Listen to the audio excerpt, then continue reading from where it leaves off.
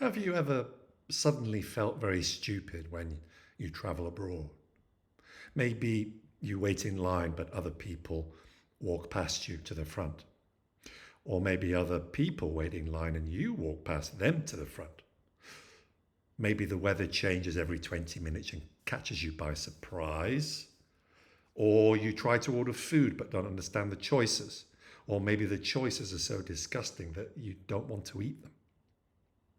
Maybe you can't understand anyone, or you speak too formally, or your normal behavior makes foreign people laugh, and you feel confused or embarrassed. If you study abroad, lectures might be hard to understand, writing essays feels like guesswork, everyone uses a strange academic style and expects you to follow a bunch of weird rules that nobody clearly explains. At night, your only comfort is crying home to your mum. Here are two real stories. The first is about a Chinese family's first night in America. The family moved into a house on October the 31st, more commonly known as Halloween. They had never heard of this American holiday. The entire evening, there were people dressed up like ghosts or monsters coming to their house and ringing the doorbell, and the family had no idea why. They spent much of the night huddled together under a table with all the lights off, completely terrified. Another true story comes from Alan Wang, a Chinese student at Bates College, Maine, who found himself locked down in his room during a mass shooting. Unlike his American classmates, Alan had never met men with guns before and was unaware of emergency guidelines like run, hide, fight. The event destroyed his sense of safety. That story was from 2023. These stories may seem extreme, but they highlight a deeper truth. Culture shock isn't just about accents and food. It can challenge our sense of security, identity, and even our intelligence. Welcome to your lecture on academic culture shock. This lecture aims to explore key concepts, current research, and critical debates surrounding international students' adjustment to academic life in the UK. We'll define and distinguish between general culture shock, academic culture shock, and language shock. We'll explore the psychological, emotional, and academic challenges international students face in the UK higher education system. We'll examine the main causes of academic culture shock. We'll critically assess institutional responses to this problem, including counselling.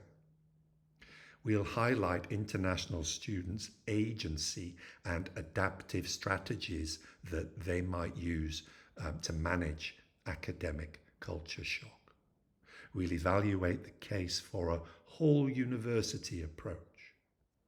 And we'll question who should adapt, the student, the university, or both.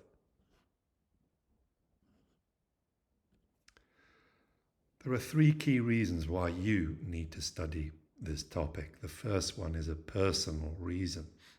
It helps you name and understand what you're going through, why you might feel anxious, frustrated, or sometimes lost. And studying this topic can help you adapt and succeed. The second reason is academically. Your university success doesn't just depend on your English level. It depends on how well you understand what we call the invisible curriculum. That means the values, expectations, and norms of academic life. The third reason is systemically. In 2022 to 2023, the UK hosted nearly 800,000 international students. That's around 26% of all the university students in the UK. In 2022, international students contributed nearly £38 billion to the UK economy, and yet many of you feel unsupported or misjudged, and we need to find out why. So how should you study this topic? It might help if you view culture shock as a layered issue, an issue with many layers that combines emotional experience, educational systems, and institutional responsibility. Start by understanding the core definitions of academic culture shock, then explore its causes, consequences, and possible solutions. Some of the key subtopics covered in this lecture are definitions and types of culture shock, the psychological impact, that means how students feel and the conflict between their expectations of studying abroad with the reality. We'll study institutional responses. You need to look at the problem-based and welfare-based views of how best to respond to the problem of culture shock. Are students the problem, or is the system failing to support them enough? We'll look at counselling and its effectiveness. You need to consider how helpful counselling is in reality, but also its limitations. We'll look at alternative models and student agency. So you need to explore the idea that students aren't passive victims, that they can use their own cultural resources and they can show agency to help them manage the problems they face. We'll look at the whole university approach to culture shock, academic culture shock. Beyond counselling, what does a systemic inclusive response look like? We'll study some critical misperceptions, misunderstandings of this problem. You may want to consider how students and staff misunderstand each other's needs and expectations, particularly in the classroom or in assessments. So first, let's define a few core concepts. These are the kinds of shock you might experience if you move to study abroad. I'll let you read these definitions.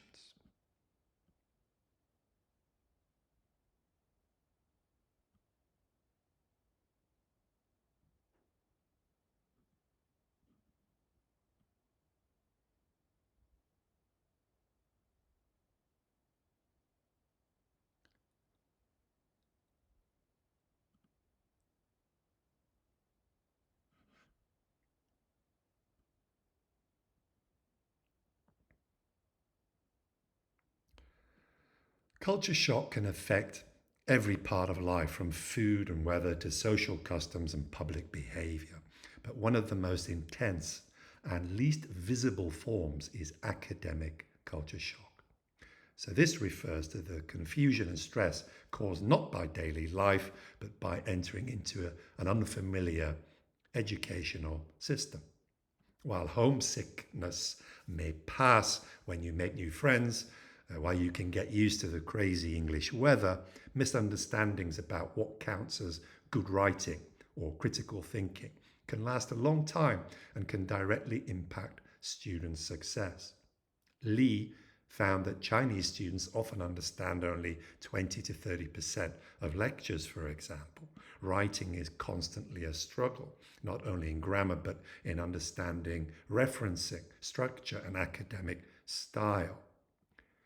International students often report frustration, loss of confidence, and disconnection from their learning environment. Bai and Wang shown that many rely on bilingual strategies, using Chinese dictionaries or websites and translators to bridge the gap. This isn't laziness, they argue, it's simple survival. In UK universities, you are expected to be independent, critical, original, self-directed. That means manage your own learning.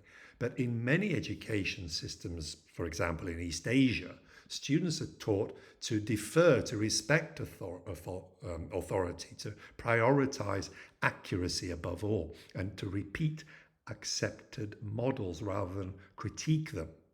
So when you arrive in the UK, the whole logic of education may seem to shift. Murphy shows that international students are often overwhelmed.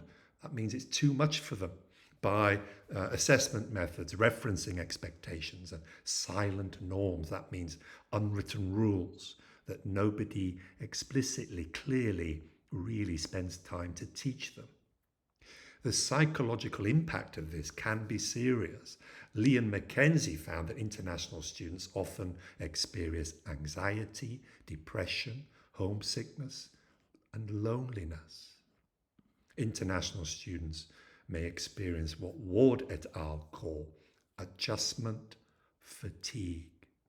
This is a stress response to adapting socially and academically and linguistically over time. And this feeling can intensify and become more difficult to manage, especially during exam periods or during the challenges of group work, for example, with other nationalities. One possible solution might be counselling or psychotherapy, but students from collectivist cultures rather than individualist cultures like we have in the West, students from collectivist cultures often find it hard to manage alone, but yet they don't really take up university counselling services because of a cultural stigma, a lack of awareness, or a belief that only crazy people see therapists. Stigma, by the way, means a strong feeling of shame or disapproval.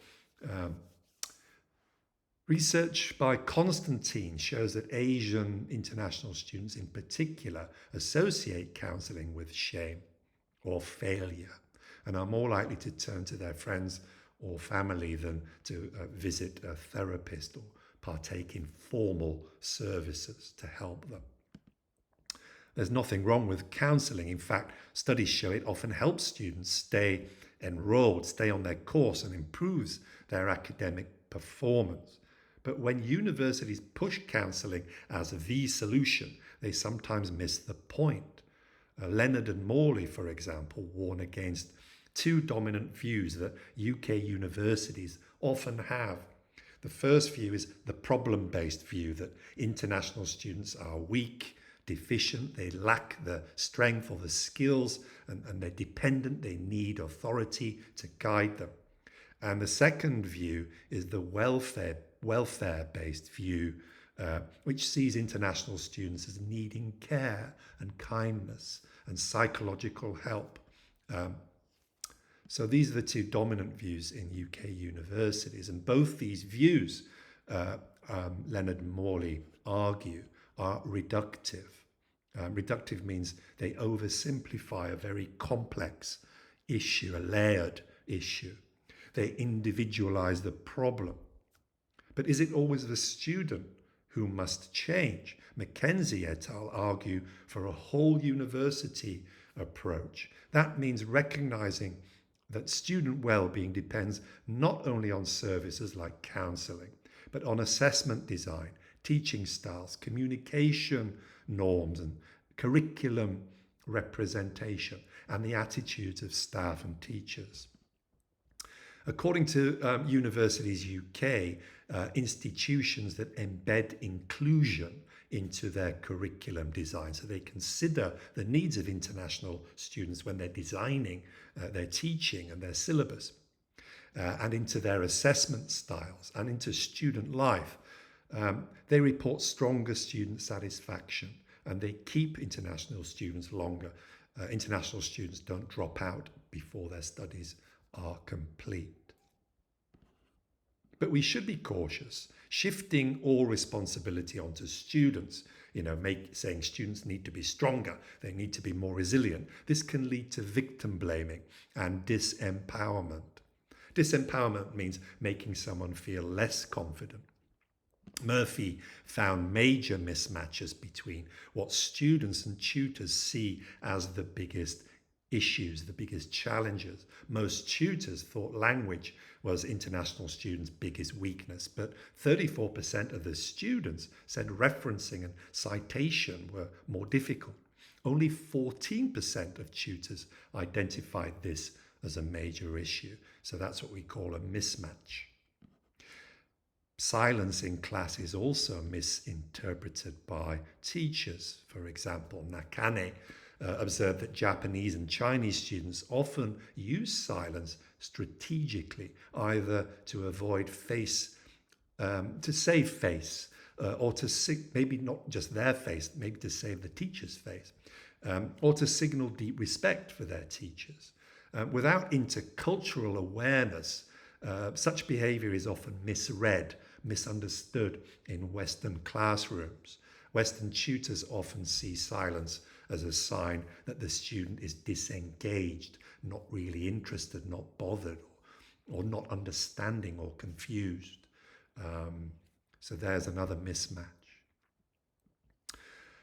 So on the other hand, Bai and Wang challenge this helpless victim narrative. They show that students are actually active agents in dealing with academic culture shock.